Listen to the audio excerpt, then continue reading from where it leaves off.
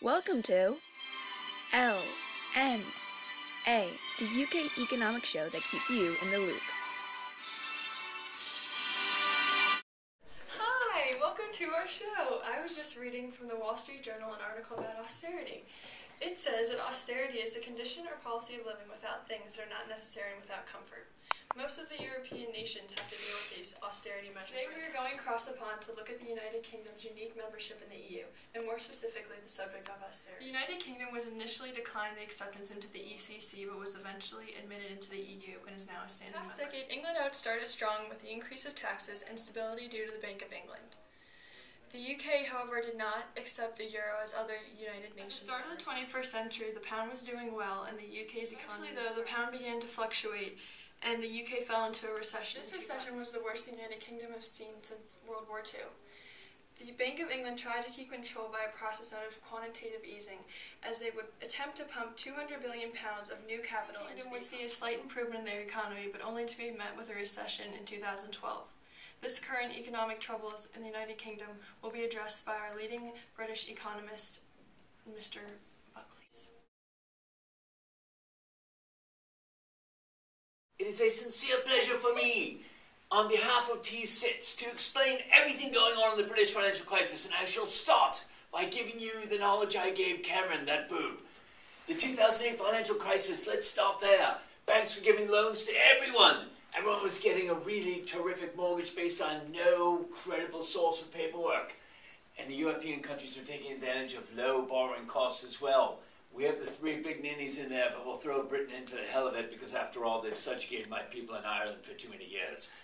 So, banks have to recall loans because mortgages are going under, too many homes are being foreclosed upon, and in countries across Europe, they're beginning to realize that their housing bubbles have gone awry as well, and banks are recalling their mortgages. So we'll just add the last creeps up here, the great subjugators of Ireland, Great Britain. So in all these cases, the governments decided that they were going to increase social spending and increase spending on government projects to the point where the people started to enjoy greater benefits. So it's one thing for the United States to have a financial crisis because we have the largest economy in the world, and it would take China and Japan to equal the size of the US economy. But when you're tiny Britain, tiny Greece, tiny Ireland, and tiny Italy, it's a little bit different because your whole credibility is based on your perceived ability to pay back your loans. And so when people don't think you can pay them back, they begin charging more. So international banks, huge conglomerates, US banks and European Central Bank start charging more interest for the loans that the governments take from them because they see the loans as risky because they're not sure that they can pay them back.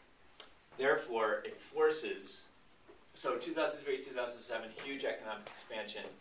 All these countries see an increase in income taxes, and they expand their public workforces. So anyway, 2008 hits, and it's a worldwide recession, and the tax revenues go down, and now they're screwed because they have this enlarged state with better benefits, and they can't afford it. And the cost of credit goes up, and when the cost of taking loans out goes up to such a terrific degree, governments realize, like Great Britain, that they've got to cut government spending, and that's austerity. And that's why David Cameron came into office, and his Exchequer, his head of the, his budget guy, came up with a new budget that was full of austerity, which really just means huge budget cuts.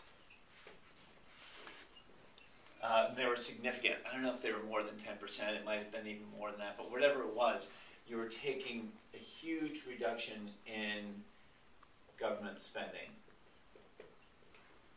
And they cut jobs. And they cut benefits. And it was a way to show the international markets that they were fiscally responsible, that they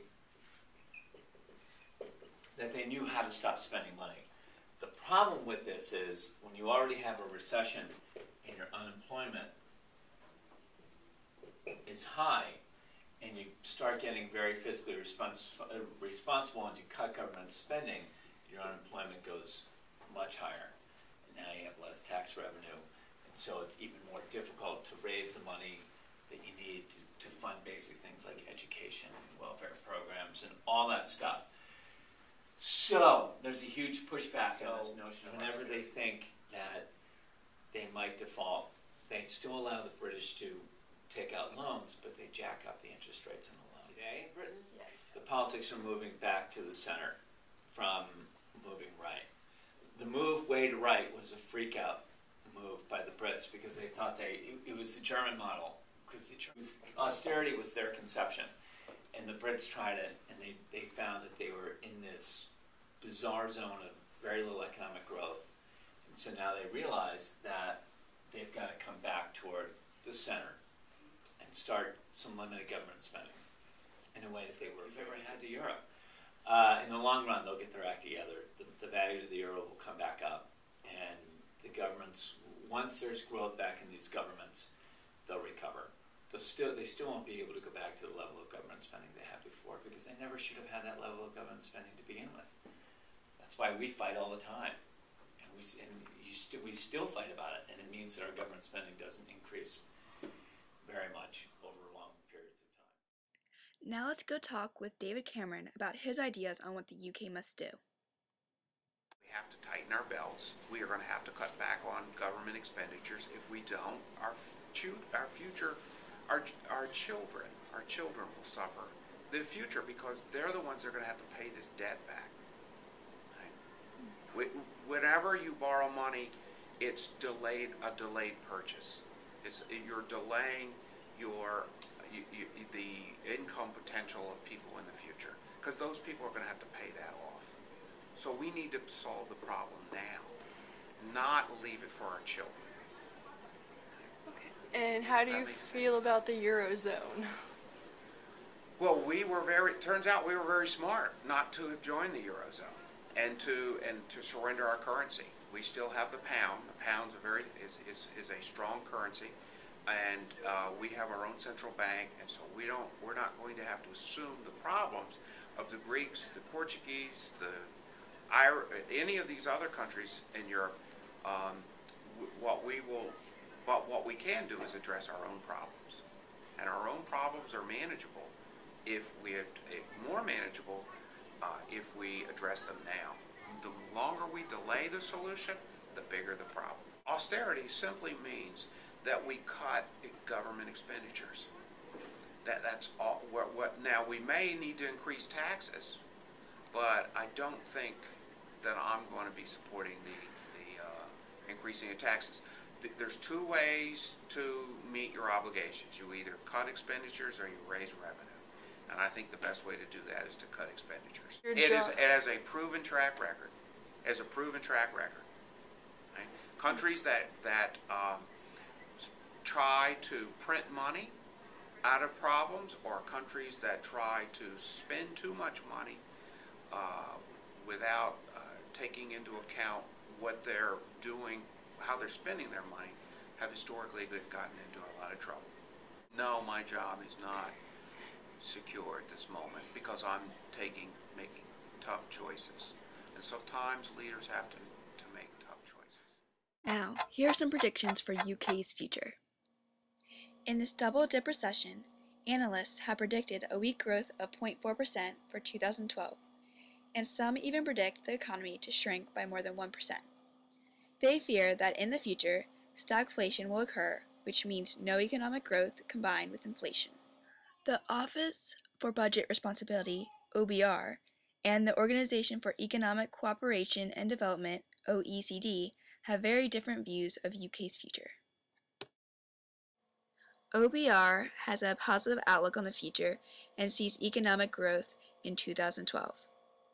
OBR predicts that unemployment will rise, then fall, as well as the public sector net debt. Also that the public sector borrowing will continue to decline. OECD has a gloomier outlook on the current recession. After 2 quarters of negative economic growth, it predicts a 0.1% decline.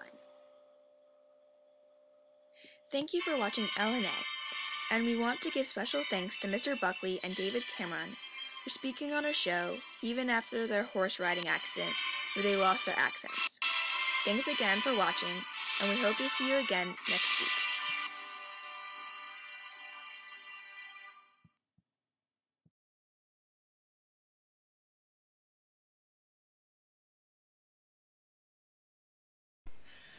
I can't do it. We'll cut it out of 10.